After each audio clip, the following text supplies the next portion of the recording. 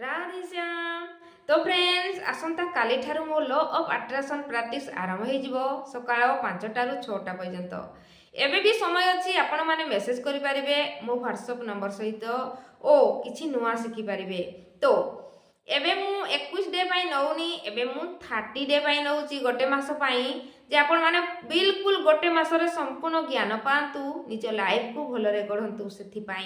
तो मोर कहिबार अछि जे आमे काहेकि जोठी अछंती सेठी रही जाउछंती आगको बढ़ी पारु नाहंती काहेकि काहेकि ना समय अनुक्रमे जेतिकी ज्ञान आम माइंड नेबा कथा आमे सेतिकी ज्ञान नेई नाहंती। सेति पाई आम लाइफ रे बहुत सारा सिचुएशन आसे आमको a law of attraction practice द्वारा सबु किछि सिचुएशन रु बाहरिबा पाई बाट देखाए लॉ ऑफ अट्रैक्शन प्रैक्टिस। काहेकि ना प्रथम मु भी कौन करुଥିଲି जे खाली शिखिबाको चेष्टा करुଥିଲି वीडियो देखिकी मु पारु नथिली, किंतु जेबेटारो डिसाइड कली मेंटर्स को सहित जोगाजोग करी बहुत सारा ज्ञान पाई परिली। तो मोर मेंटर्स को सहित आसीथिबा ज्ञान मोर अनुभव 4 वर्षर अनुभव मु लॉ ऑफ अट्रैक्शन 4 वर्ष लानी शिखिलिनी। एते सारा बुक्स देखुसंती प्रत्येक टी बुक्स रे किछि ना किछि निहित ज्ञान अछि। तो आपण चाहिए निज लाइफ को नुआ करी गढ़िबे, नुआ किछि जानि पारिबे। A law of attraction practice कोन सेही प्रैक्टिस होची आपण को माइंड रे चलीथिबा प्रत्येक टी विचार को आपण बदलै की नुआ करिवे, निज लाइफ को गढ़िबे। आमे जेते बेले आगो को बढ़ी पारु नाहंती कारण कोन? कारण होची आम मन, आम विचार, आम भावना।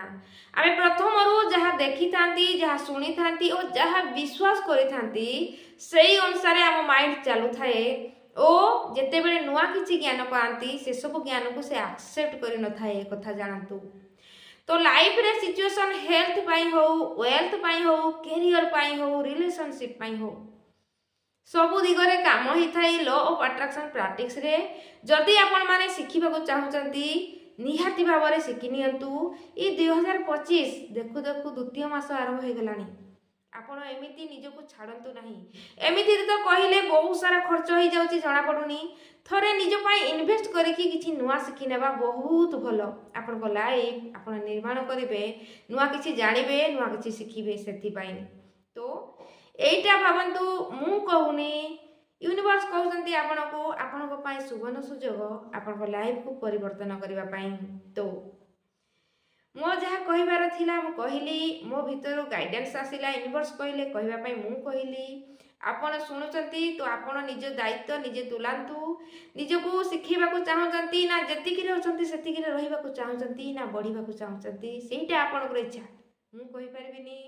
तो आ गोटे कथा होची मोर अबे फ्री हीलिंग सेशन चलीची दिन 3टा रु 3:30 पर्यंत। जदि आपण माने फ्री हीलिंग सेशन मध्ये नेबे आपण मो फोन नंबर सहित मेसेज करि नेबे, मु ऐड करि नेबी और आपण ऐड हेबे हीलिंग सेशन रे। आपण हीलिंग नै पारिबे कि आपण काहा को हीलिंग देबा को चाहुचंती समस्त को पई दिया जिवो।